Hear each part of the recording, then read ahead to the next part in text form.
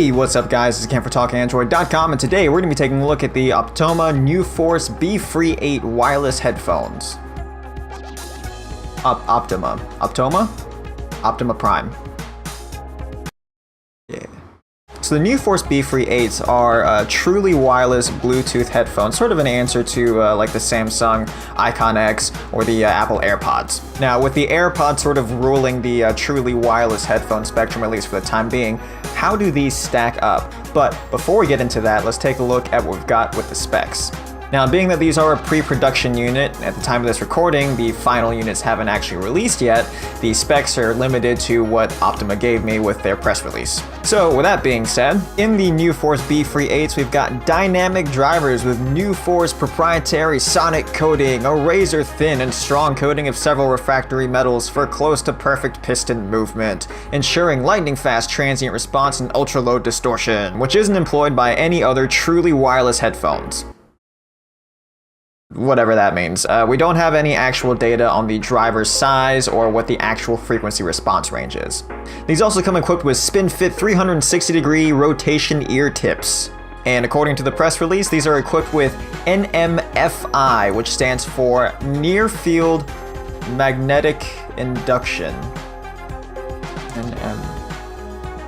This basically just means that each earpiece maintains a solid connection between each other. I am making a jab at them since they put NMFI on the press release, but thankfully on the box it is showing correctly as NFMI. Advertised battery life here is 4 hours with continuous use. Now it does come with a rechargeable carrying case. It carries 3 extra charges for a total advertised 16 hours of use. The Be Free8 comes with a built-in CVC noise-canceling microphone to handle calls. And the headphones themselves actually house a button to activate Siri or Google Assistant, and to play, pause, and skip songs, providing the same robust functionality as wired headphones. This I take particular issue with, but we'll get to that in the actual meat of the review. And these are IPX5 certified sweat-proof. So let's take a look at what we're dealing with in terms of the hardware. Now, with the earbuds themselves, we do have a nice compact minimal design. They may look a little bulky to some, but they actually sit in my ears quite nicely, so they're not too intrusive or annoying to wear. Now, we do have a plasticky build with these weird little ridges in here. Personally, I probably would have preferred like maybe a flat matte design, but that's really just a matter of personal preference. But nonetheless, the build does feel a little bit cheap and tacky.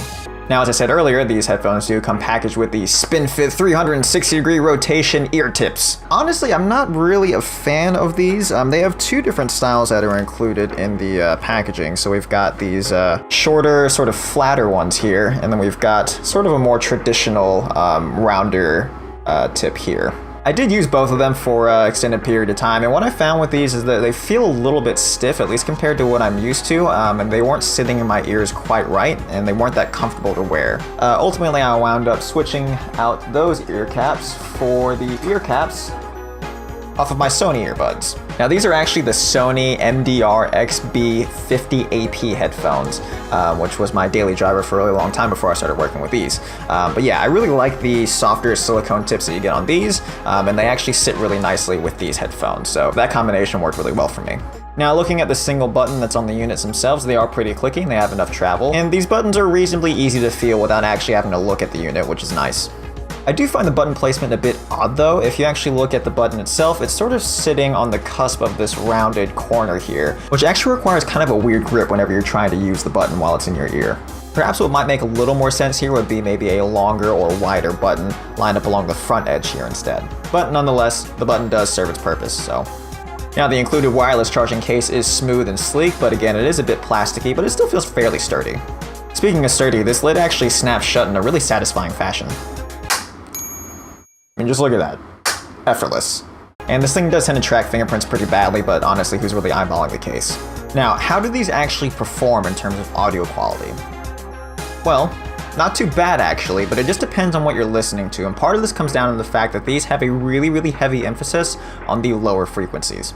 So when I tested out these headphones with some songs in a lossless audio format that was locally stored on my device, it sounded really good. Now the bass was punchy, but because of the higher bitrate and the lossless audio codec, the mids and the highs were able to maintain their presence throughout. Now this overpowering bass effect becomes a lot more obvious in streamed content, even at high quality, which typically is around 320 kilobits per second. Now the quality of the bass can range from overpowering to just plain muddy depending on the volume and the genre of music that you're listening to. And this can tend to make the mids sound quite quite a bit garbled. Furthermore, this means that all the high frequencies have a really strong tendency to distort. Now, heavier, louder genres with inherent distortion or saturation effects, think like EDM or rock music, or if you're like me, shitty metalcore and hardcore dance, hardcore till I die, are especially impacted by this effect, and it can be a bit unpleasant. Now, your more casual listener may not notice this effect as much.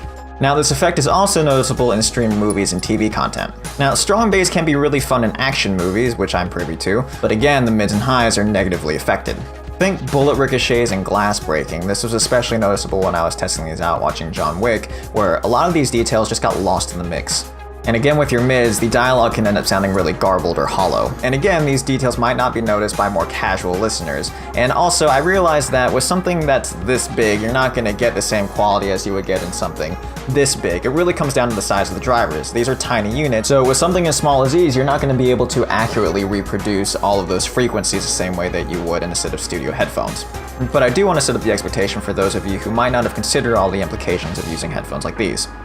Now, volume overall was pretty solid. These did get loud enough, which was great because this has been a pain point for me on some other Bluetooth headsets and receivers. However, keep in mind that higher volume will exaggerate the distortion that I mentioned earlier, and these are pre-production units which I've been told are going to be quieter than the final production units. So what about functionality? Now, I'm not really sure how many paired devices the Be Free8 can store in its memory, but it's at least 2 because I was able to easily switch between my paired phone and my tablet. But no matter what I paired it with, the Be Free8 always announced that the primary device was connected, which is a bit misleading because you would think there'd also be an announcement for a secondary device, which I never found. But whatever, it's neither here nor there. Now, the earpieces can be used individually, but keep in mind, only the left one will work by itself. So this means if you have the left earpiece in your ear, then you can listen to music and take your calls through that. But if you only have the right earpiece in your ear, you're not going to get anything. Now, if you've got both earpieces in use and you take out the right earpiece, it will automatically cut off audio going to that earpiece, and then it will resume audio whenever you put it back in without you having to do anything, which is pretty nice. Likewise, if you're using both of these and you remove the primary earpiece from your ear, it's going to cut off audio to both of them altogether because, again, only the left one can be used by itself. Now, the 2 earbuds did maintain a solid connection between each other. I didn't notice any issues or dropouts. The only time there was a little blip was when, if I was using both of these headphones and I took one out, there would be a really short cutout in the audio, but it only lasted for a fraction of a second. So what about the button controls that are on here? Now, you might remember me mentioning earlier that according to Optoma's press release, the Be Free8 offers the same robust functionality as wired headphones. What? So with the button, you can press once to play or pause your music. Alright, double pressing will skip to the next song, and pressing and holding for 2 seconds will activate your voice assistant. That's it. Now, to be fair, the AirPods and the Icon X headphones don't really offer much more in the way of controls. A lot of it's left to the voice assistant that comes with your phone. But the same functionality as wired headphones? Nah, I don't think so. Now, the lack of comprehensive controls can range from inconvenient, like being able to skip to the next track but not being able to go back a track, to awkward, like arguing with Google Assistant to turn the volume up or down. But going back to the limitation that comes with this sort of form factor, it is sort of a reality with these. Again, keep in mind that the Icon X and the AirPods, to my understanding, don't really offer much more in the way of controls. Now onto the battery life. Again, these do advertise a continuous 4 hours of usage. The actual result? Maybe 2 hours, 3 if I'm lucky. Actually, while I was typing up this review, the earbuds died without giving me any sort of warning, so that was fun. Although up until now, that's only been a one-time occurrence, so. Now, bear in mind that there's also not really a reliable way to check what the current state of the battery is at any given time. Now, recharging the earbuds from a totally dead state seemed to take an exorbitant amount of time. I actually stopped keeping track after what had to have been at least an hour and a half of recharging. So what I found with the battery is that they seem to be best suited for short spurts of use. So think downtime at work, maybe if you're walking between classes, or maybe a workout. However long those are, I have no idea. But they seem to be impractical for anything else, like traveling on long flights or extended periods of desk work. They barely held up for one movie viewing. So for all of this, what would you actually be paying?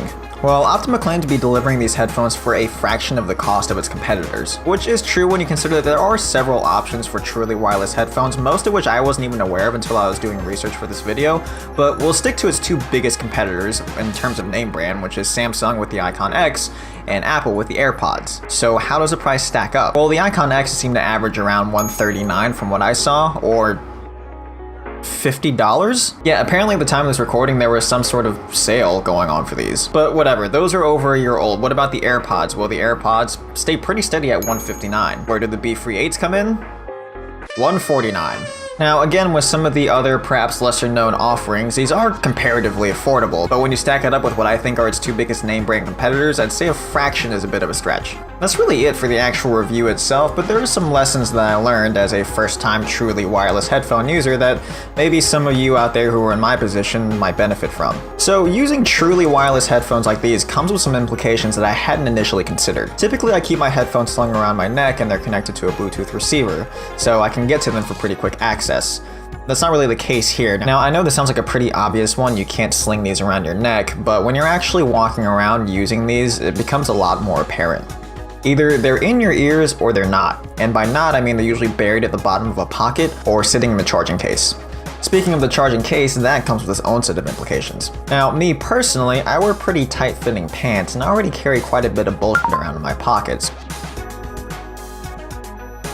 So it's not always practical for me to lug around something like this. Now, cargo shorts sporting neckbeards and purse-toting ladies might not be as inconvenienced by this. Are those a pair of battery-hungry earbuds, or are you just happy to see me? Dom, that was stupid. Where have you been? So these are all things to consider before actually making the decision to purchase a set of wireless earbuds like this. So where does all of this leave us? So if the battery isn't dying and the music you're listening to isn't already too distorted, or if you just don't notice added distortion that you get from these headphones, the Be Free8 is pretty fun to use. Again, if you're like me and you're new to truly wireless headphones, it's an oddly freeing experience. But this is a growing space in the wireless headphone market. So unless there's some sort of bargain offering, you might want to stick around and see what the industry has to come up with in the next several months. Well, I think that about does it for this one. Are you going to be considering picking up a set of the Optoma NuForce Be Free8s? What do you think about the truly wireless headphone experience? I'm curious to see what your thoughts are on that one, so make sure you leave a comment down below, and don't forget to like, comment, and subscribe. Once again, my name is Kent for TalkAndroid.com. A little bulky to some, but actually they don't sit that poorly in my ears. Oh, hey, what's up guys, this is Kent for TalkAndroid.com, and today we're going to be taking a look at the Optoma